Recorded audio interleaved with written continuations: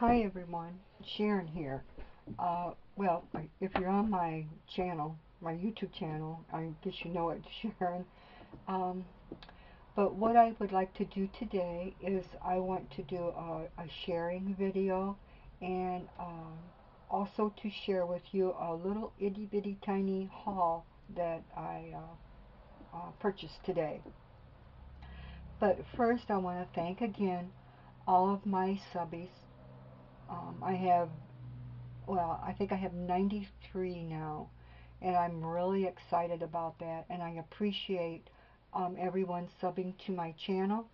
And even though I don't do a whole lot on my channel, I do it sporadically, and so if you could just, keep checking back to see what I do too. I want to eventually do more on um, my YouTube channel, and it's just working up to doing it, and I guess maybe getting a little more confidence in myself and the projects that I do.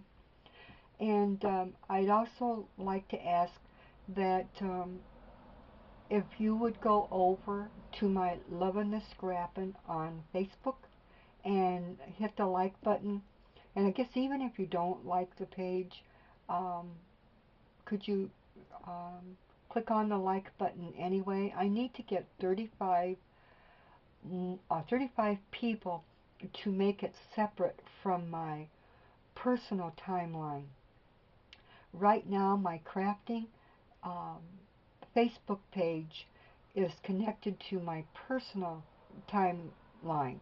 So when I go into my Love on the Scrappin' and I go to different sites that I want to promote, different crafters or business sites or whatever, it won't let me promote it on my Love on the Scrappin'. It takes it on to my personal timeline, and I want to keep my Love on the Scrappin' separate from my timeline, my main timeline, so that I can either sell on it and I can promote other uh, Etsy stores, and just different things like that. But I can do it through Lovin' the Scrappin' instead of through my personal one.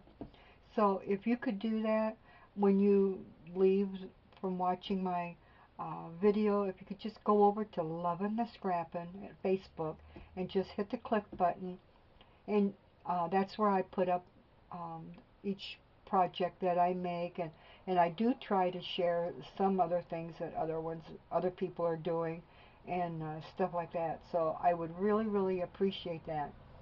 And when I do hit 100 subbies, I want to do a giveaway challenge, and it's going to be a very easy, simple challenge, and I'm really excited. I can't wait to be able to do that.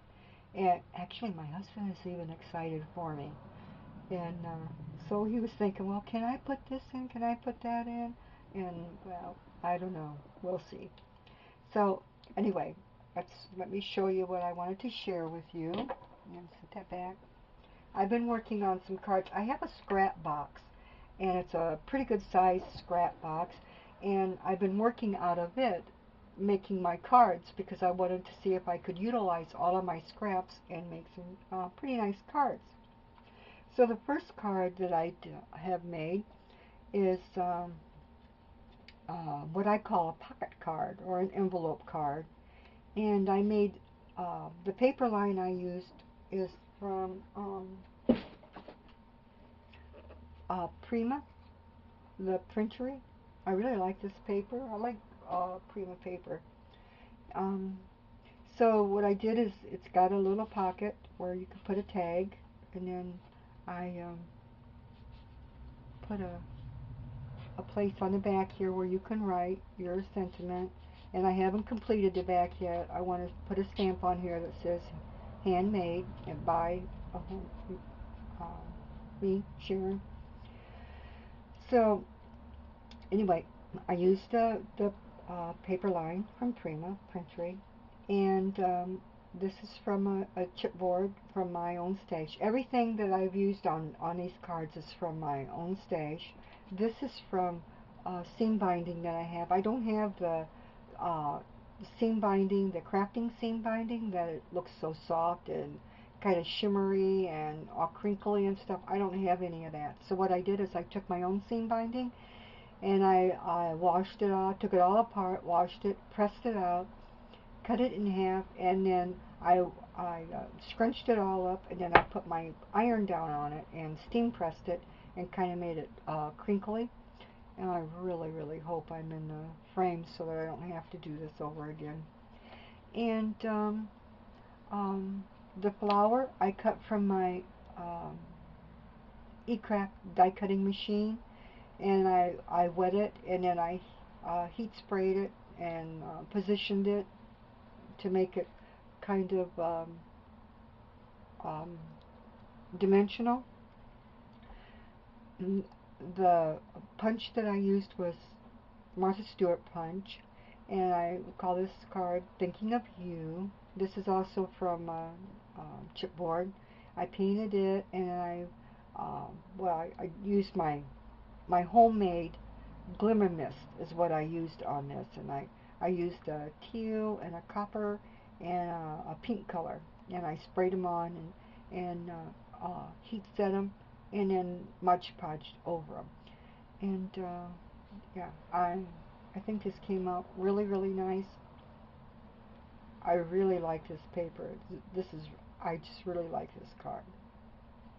Okay, and the next card, the paper line I used is um, from Walmart, and I think it's called Color Bot.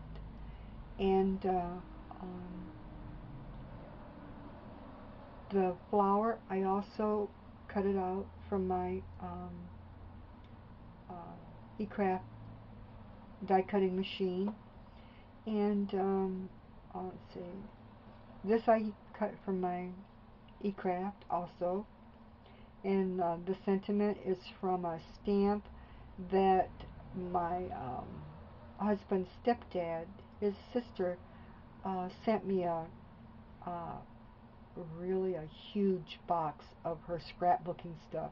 I've never met this lady, and she was so kind to share a lot of her a lot of her scrapbooking things with me.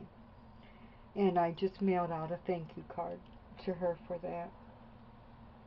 This little butterfly also was from some stamps that she gave me. And let's see, the stick pin I made from my own beads that I got from different areas. Some beads I got from Goodwill, Walmart, and Pactans. And I don't have the inside done yet, making up the mat to put the sentiment on, nor do I have the handmade by Sharon on the back. And I'm just going to stand up here to make sure that I have this in frame so that you could see it. I guess I need to have it over here like this. Okay.